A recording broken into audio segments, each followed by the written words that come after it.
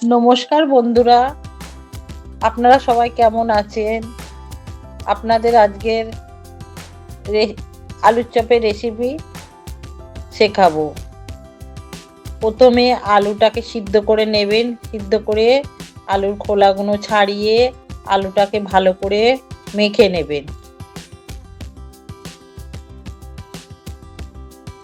তারপরে একটা আলাদা পাত্রে বেসন, পরিমাণ মতন বেসন নিয়ে তার মধ্যে লবণ,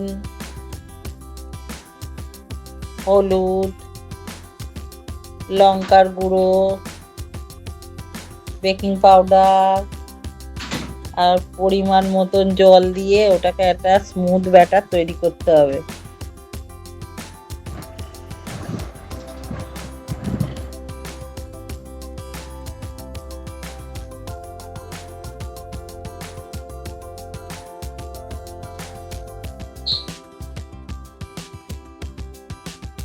খুব মোটাও নয়, খুব পাতলাও নয়, মিডিয়াম করে ব্যাটারটাকে গুলে নেবেন।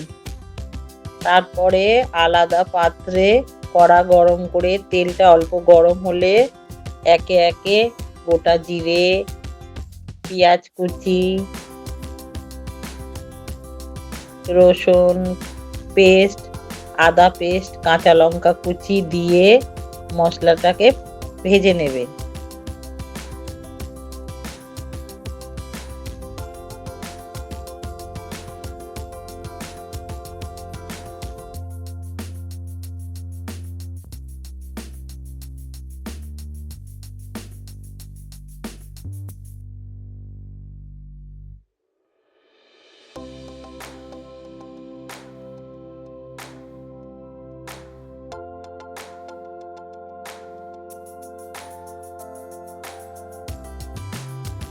তারপরে মশলার ভিতরে পরিমাণ মতো লবণ, তারপরে হলুদ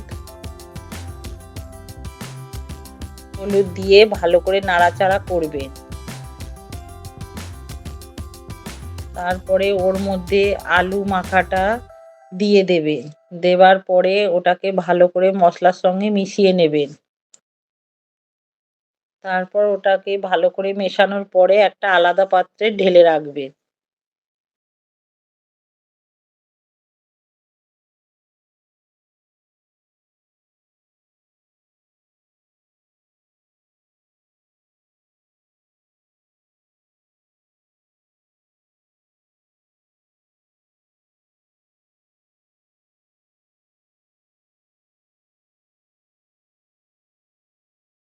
একে একে আলুর পুরটাকে নিয়ে হাতে গোল করে নাড়ুর মতন করে লেচির মতন করে রেখে দেবেন।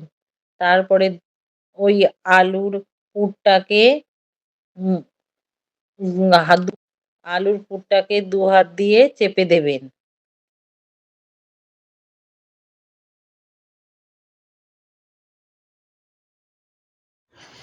তেল গরম করে এপিট ওপিট করে ভেজে নিয়ে গোল্ডেন ব্রাউন করে ভাজবেন। ভাজার পরে আপনাদের আলুর চপ একদম রেডি। যদি ভালো লাগে আপনারা আমাকে লাইক, শেয়ার, কমেন্ট আর সাবস্ক্রাইব করবেন।